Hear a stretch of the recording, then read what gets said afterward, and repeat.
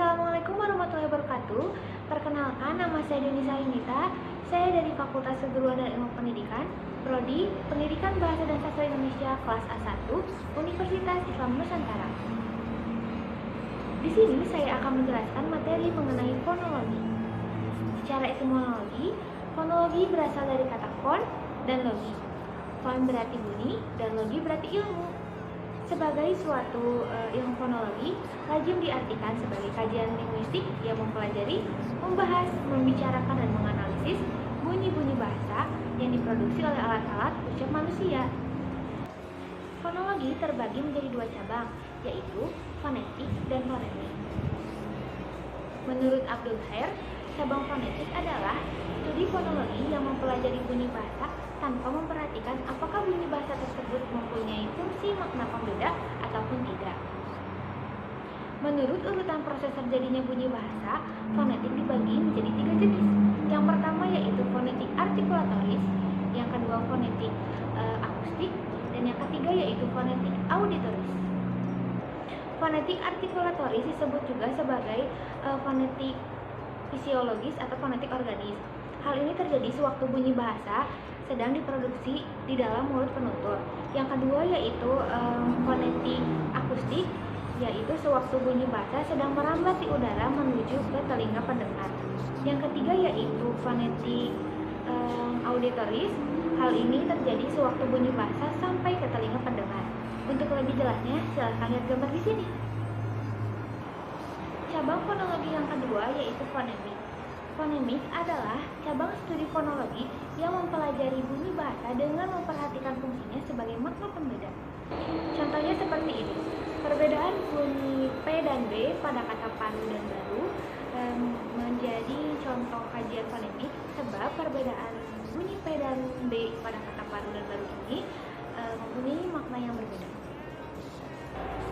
Jika dalam fonetik kita mempelajari bunyi-bunyi bahasa yang dihasilkan oleh alat ucap manusia, sebagaimana bunyi bahasa itu dilaksanakan, maka dalam fonemik kita mempelajari dan menyelidiki kemungkinan-kemungkinan bunyi ujaran atau bahasa itu, bunyi bahasa yang manakah yang dapat mempunyai fungsi perbedaan arti.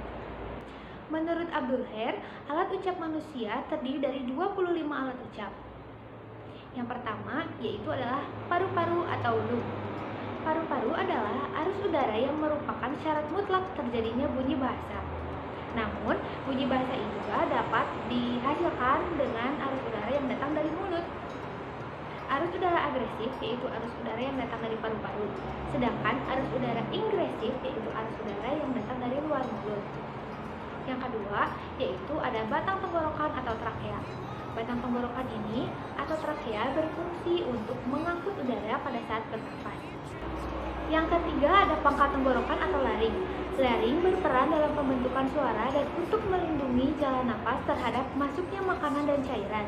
Laring ini dapat tersumbat oleh benda asing, contohnya gumpalan makanan. Yang keempat yaitu adalah vocal cords. Di ujung laring terdapat dua buah pita suara. Pita suara ini dapat terbuka lebar, terbuka agak lebar, sedikit terbuka dan tertutup rapat sesuai arus udara yang dihembuskan keluar. Di celah yang terdapat pada pita suara ini disebut dengan glotis. Di glotis inilah terjadinya produksi bunyi suara. Krikoid adalah tulang rawan berbentuk cincin yang terdapat di sekitar trakea. Krikoid ini membentuk tulang belakang kotak suara yang berfungsi sebagai perlekatan otot, tulang rawan dan ligamen yang berperan untuk yang terlibat dalam membuka dan menutupnya jalan nafas dan menghasilkan suara. Yang keenam yaitu ada lekum atau tiroid.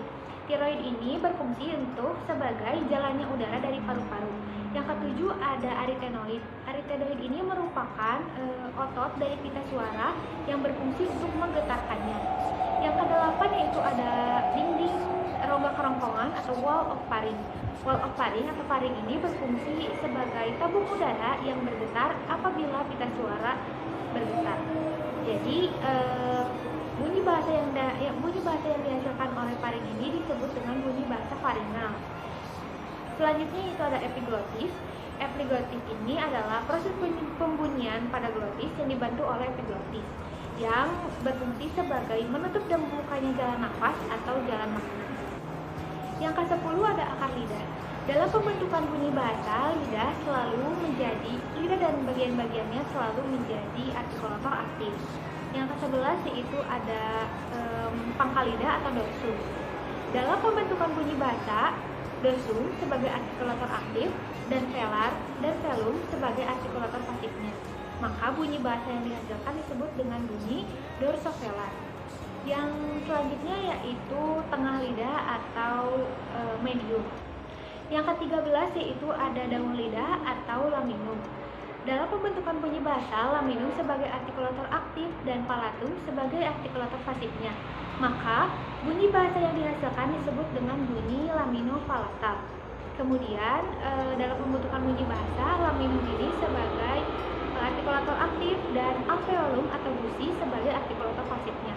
Maka bunyi bahasa yang dihasilkan disebut dengan bunyi laminoalveolar. Yang ke-14 yaitu ada apex atau ujung lidah. Dalam pembentukan bunyi bahasa, apex sebagai artikulator aktif dan palatum sebagai artikulator pasifnya. Maka bunyi bahasa yang dihasilkan disebut dengan bunyi apikopalatal. Kemudian dalam pembentukan bunyi bahasa, apex ini tetap menjadi artikulator aktif sedangkan alveolum sebagai artikulator pasifnya. Maka bunyi bahasa yang dihasilkan disebut dengan bunyi apikoalveolar. Yang ke-15 yaitu adalah anak tekak. Bunyi bahasa yang dihasilkan oleh anak tekak disebut dengan bunyi ufula. Kemudian yang ke-16 ada langit-langit lunak atau disebut dengan velum. Ufula dan velum ini dapat bergerak turun naik untuk mengatur arus udara melalui rongga hidung atau rongga mulut. Yang ke-17 yaitu ada palatum atau langit-langit keras. Dalam pembentukan bunyi bahasa, langit-langit keras sebagai artikulator pasif sedangkan laminum sebagai artikulator aktifnya. Maka bunyi bahasa yang dihasilkan disebut dengan bunyi laminofalatar. Dalam pembentukan bunyi bahasa, palatum ini juga sebagai artikulator pasif dan apex sebagai artikulator aktifnya. Maka bunyi bahasa yang dihasilkan yaitu disebut dengan bunyi apikopalatal. Yang ke-18 ada alveolar atau gusi. Dalam pembentukan bunyi bahasa, alveolar sebagai artikulator pasif dan laminum sebagai artikulator aktifnya. Maka bunyi bahasa yang dihasilkan disebut dengan bunyi laminoalveolar. Yang selanjutnya yaitu ada gigi atau dental. Dalam pembentukan bunyi bahasa, gigi atau dental ini sebagai artikulator pasif sedangkan apex sebagai artikulator aktifnya. Maka bunyi bahasa yang dihasilkan disebut dengan bunyi apikodental. Alat ucap yang selanjutnya yaitu bibir atau labium. Bibir terdiri dari bibir atas dan bibir bawah. Dalam pembentukan bunyi bahasa, bibir bawah sebagai artikulator aktif dan bibir atas sebagai artikulator pasifnya. Bunyi bahasa yang dihasilkan disebut dengan bunyi labium, seperti terdapat dalam huruf P dan huruf B. Alat ucap yang selanjutnya yaitu ada rongga mulut atau oral cavity. Oral cavity ini dengan kedua belah bibirnya yaitu bibir atas dan bibir bawah berperan dalam pembentukan bunyi vokal. Bunyi bahasa yang dihasilkan oleh rongga mulut ini disebut dengan bunyi oral. Kemudian yang terakhir yaitu ada rongga hidung atau nasal cavity. Bunyi bahasa yang dihasilkan oleh nasal cavity ini disebut dengan bunyi nasal. Sekian materi yang dapat saya sampaikan. Mohon maaf apabila ada kesalahan. Wassalamualaikum warahmatullahi wabarakatuh.